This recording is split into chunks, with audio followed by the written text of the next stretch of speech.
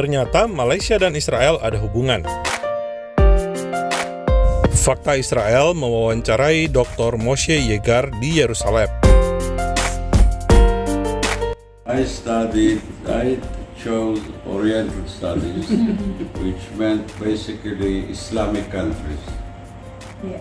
At that time, we did not teach in Israel any country east of Iran. There were no scholars here who could teach this. And I'm talking about the early, up to the middle of the 50s of last century. After I finished I studied here my BA, MA, or my PhD at the Hebrew University, but meanwhile I decided to try and enter the Foreign Service. There are entry examinations for Foreign Service. It's not open for everyone, and these are, as far as my experience knows, the most difficult examinations in Israel. Wow. And I was fortunate to pass, Yeah. and the Foreign Office accepted me. After a few years in the Foreign Service, I was sent to Rangoon, Burma at that time, Myanmar today. Now, I was sent to Burma, which was my first contact with what is called in the literature the Far East. It's not a very good term because far from where? From Jerusalem. No, because it was invented by Europeans, Yes, it means far from Europe. Yeah. Yes. And I spent in Rangoon 2.5 years. I knew that this continent, I love it more than any other part of the world. Why? It's so interesting. Okay. Every country is so different, and in every country there is such a variety of cultures, religions, and history and whatnot that it appealed to me. I had to write a thesis I had already my MA, but I had to complete it by writing a research paper. And I chose the subject of the Muslims in Burma. Okay. Burma is a Buddhist country, Yeah. but they have a Muslim minority, which consists of three major sub-communities.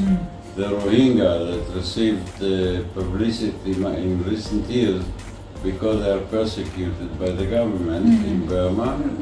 And then there is a major part of the Muslims are called Zerbadi, which is another community. And the third one is a small Chinese Muslim community. So there is a Muslim minority divided or consisting of three subgroups. This was my a book that I wrote in order to receive my MA, and it was translated. I submitted it in English because there was nobody in Israel who knew anything about the Far East, about Burma. So the Hebrew University sent my manuscript to scholars abroad to get their views. Meanwhile, it was translated into 2 languages. It exists in English, in Burmese, and in Bengali. Someone in Bangladesh showed interest. He read it in English and translated it to Bengali. I guess you don't read Bengali. No. I also don't read Bengali.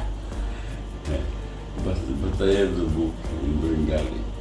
Now, then I decided, I stayed in the Foreign Office. I was transferred to another role, another job. In the Foreign Office, all foreign offices of all countries are based on rotation. Yeah.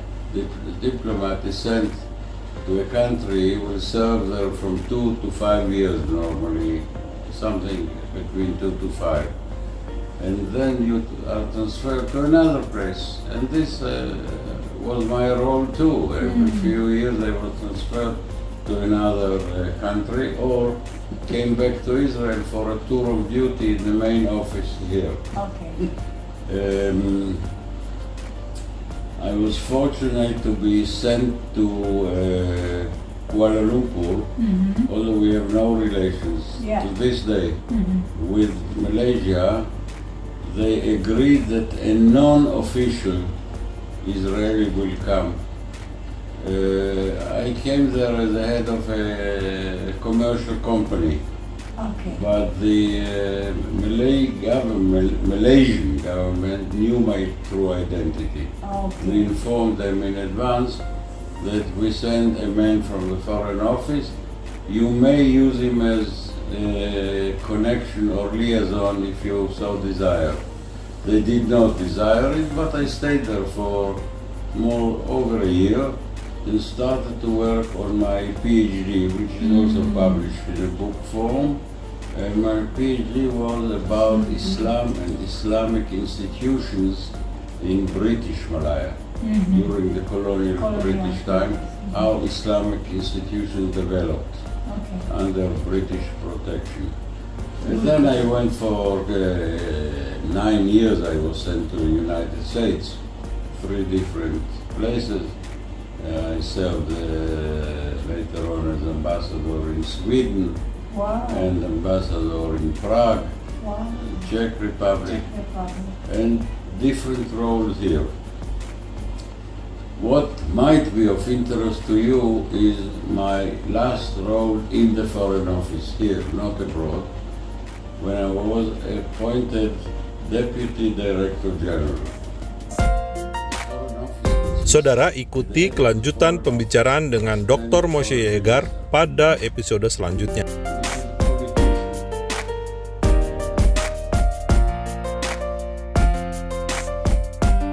Salam damai dari Fakta Israel.